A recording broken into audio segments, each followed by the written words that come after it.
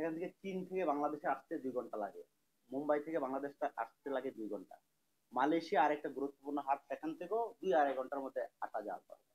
তো বাংলাদেশ জিওপলিটিক্যালি এমন একটা গুরুত্বপূর্ণ জায়গায় আছে, যেটা ভবিষ্যতে আমাদের ইন্ডাস্ট্রিয়াল শিফটিং এর ক্ষেত্রে, ইন্ডাস্ট্রিয়াল রেভলিউশনের ক্ষেত্রে একটা গুরুত্বপূর্ণ ভূমিকা পালন করবে বলে মনে করি। আবার যদি আমরা নৌপথে দেখি আমরা চট্টগ্রাম বন্দর বা বঙ্গোপসাগর, এই সাউথ চায়না সি একটা পৃথিবীর সবচেয়ে মানে 60-70 ভাগ বাণিজ্যই এখন হচ্ছে সাউথ চায়না সি দিয়ে। তো সাউথ চায়না সি কন্ট্রোলের জন্য আমরা দেখেন গ্লোবাল পলিটিক্যাল পাওয়ারদের মধ্যে কি টানাপোড়েন চলতেছে। কারণ সাউথ চায়না সি, আপনার চায়না বলেন, জাপান বলেন, দক্ষিণ Korea, Indonesia, Philippines, Thailand, Malaysia, সবগুলো বুমিং ইকোনমি, যারা নেক্সট ডেভেলপ নেশনে ঢুকতে যাচ্ছে। অলরেডি কয়েকটা দেশ অলরেডি উন্নত দেশে প্রবেশ করে ফেলছে, সাউথ কোরিয়ার কথা বলতে পারি আমরা, জাপানের কথা বলতে পারি। নেক্সট যদি বিগ ডেভেলপমেন্ট হচ্ছে, এটা কিন্তু এশিয়াতেই হচ্ছে, এবং এশিয়া সাউথ ইস্ট এশিয়া ওই এলাকাগুলোতে হচ্ছে। তো এটা কিসের হাত ধরে হবে? একটা এতদিন হয়েছিল, আমরা ধরতে পারি আমরা ইন্ডাস্ট্রিয়াল রেভলিউশন, আমাদের সাউথ কোরিয়া জাহাজ নির্মাণ করতে পারতেছে, স্যামসাং এর মতো কোম্পানি আছে, হুন্ডাই এর মতো তাদের কোম্পানি আছে, তাদের জাহাজ নির্মাণ শিল্প পৃথিবীর এখন সেকেন্ড থার্ডে চলে আসছে, তাদের 20টা বড় বড় জায়ান্ট কোম্পানি আছে। তো এখন নেক্সট ফেজ হচ্ছে প্রযুক্তির জায়গায়। যেমন আপনার দক্ষিণ কোরিয়া অলরেডি সেমিকন্ডাক্টর তৈরি করতেছে, তারা 3 ন্যানোমিটার সেমিকন্ডাক্টর তৈরি করতে পারতেছে স্যামসাং। এখন সবচেয়ে সফিস্টিকেটেড সেমিকন্ডাক্টর তৈরি করে টিএসএমসি তাইওয়ানের, এটা 2 ন্যানোমিটার তৈরি করতে পারছে। চায়না দিক থেকে অনেক পিছিয়ে আছে, তারা 7 ন্যানোমিটারের সেমিকন্ডাক্টর তৈরি করতেছে। তো এই যে প্রযুক্তির, এই যে সফিস্টিকেটেড প্রযুক্তির যে লড়াইগুলা, সেটাতে কিন্তু অলরেডি যারা নেক্সট লিডার হবে তারা কিন্তু সেদিকে প্রবেশ করে ফেলছে। বাংলাদেশের জন্য খুব দুঃখজনক, অনেক যেটা বললেন, আমাদের ডেমোগ্রাফিক ডিভিডেন্ট আছে, আমাদের 26-27 বছর গড় বয়স, এটার পপুলেশন প্রায় 7-7.5 কোটি। পৃথিবী ইউরোপের 10টা দেশ মিলেও এরকম পপুলেশন নাই।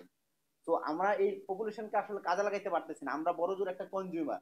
আমরা যখন ফেসবুক আসলো, আমাদের মনে আছে 2006 সালে ফেসবুক আসছে, আমরা এটা অ্যাডপ্ট করতে করতে আমাদের 9 সাল লেগে গেল। আর টুইটার আসলো, এটা অ্যাডপ্ট করতে করতে আমরা 12-13 চলে গেল।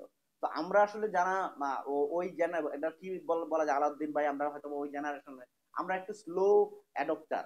কিন্তু কিন্তু দেখেন, এআই যখন আসলো, এআই কিন্তু 1 মাসের মধ্যে সবাই অ্যাডপ্ট করে ফেললো। তার মানে কি, মানে প্রযুক্তির ট্রেন্ডটা সামনের দিনগুলোতে এমন, আমরা পৃথিবীর যে কোনো প্রান্তে যে প্রযুক্তি আসুক, এটা দ্রুত অ্যাডপ্ট করতে হবে।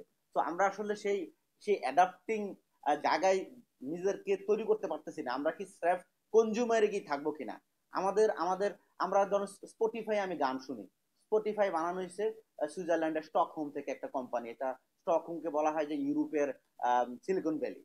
তারপরে আপনার ভারতে অনেকগুলা, মানে সিলিকনের মতো অনেকগুলো এরিয়া আছে আপনার, ওখানে অনেক নতুন নতুন প্রযুক্তি হচ্ছে, নতুন নতুন সার্ভিস তৈরি হচ্ছে।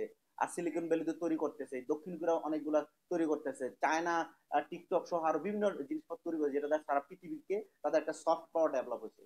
তো প্রযুক্তির মাধ্যমে কিন্তু ভবিষ্যতে সফট পাওয়ার ডিটারমাইনও হবে। আপনাদের আজকে ফেসবুক, আজকে ইউটিউব কত মানে পাওয়ারফুল হয়ে গেছে, আজকে টুইটার কত পাওয়ারফুল হয়ে গেছে। আমরা ইলন মাস্কের গুরুত্ব কোন জায়গায়, কারণ তার এই টুইটারের মতো একটা প্ল্যাটফর্ম আছে, এবং সেটা দিয়ে সে পলিটিক্সে ইম্প্যাক্ট ফেলতে পারে। কিন্তু আনফরচুনেটলি আমরা বাংলাদেশ শুধু মেয়ারলি এখনো কনজিউমার। অথচ এই ইনোভেটর হওয়া কিন্তু আহামরি কঠিন জিনিসটা, পুরো পৃথিবীর জ্ঞান কিন্তু ওপেন। পুরো আমরা এই জায়গায় আমরা অনেক পিছিয়ে আছি। আমাদেরকে আসলে ভবিষ্যৎমুখী পলিসি নিতে হবে। আমাদের যে জনসংখ্যা আছে, ইউথ পপুলেশন, তাদেরকে প্রপারলি ট্রেন করলে তারা পৃথিবীর যে কোনো জায়গায় সাথে কম্পিট করতে পারে। অলরেডি গুগল বলেন, ফেসবুক বলেন, ইভেন হলিউডের মানে সফিস্টিকেটেড অ্যানিমেশন মুভি বলেন, সব জায়গায় কিন্তু বাংলাদেশের ছাত্রদের হাত কিন্তু লাগতেছে। কিন্তু বাংলাদেশটা মানে ওই তরুণদেরকে নার্চার করার মতো একটা ভালো এনভায়রনমেন্ট ফ্রেন্ডলি না। আমাদের একটা খুবই ব্যাকডেটেড কালচার আছে। এখন তরুণদের নেতৃত্বে যে একটা নতুন পরিক্রমা আমরা প্রবেশ করলাম, আশা করা যায় সামনের দিনগুলোতে সেখানে আমরা পরিবর্তন দেখব। এবং ওইটা অনেক এটা সুন্দর করে বলছেন যে আমরা ওই রাজনীতিবিদদের দিকে তাকায় আশায় বসে থাকলে লাভ নাই।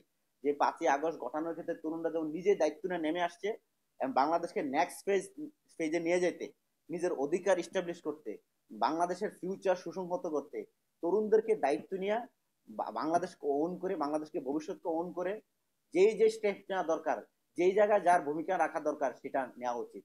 সেই আশাবাদ ব্যক্ত রেখে আমি এখানে শেষ করছি। ধন্যবাদ সবাইকে।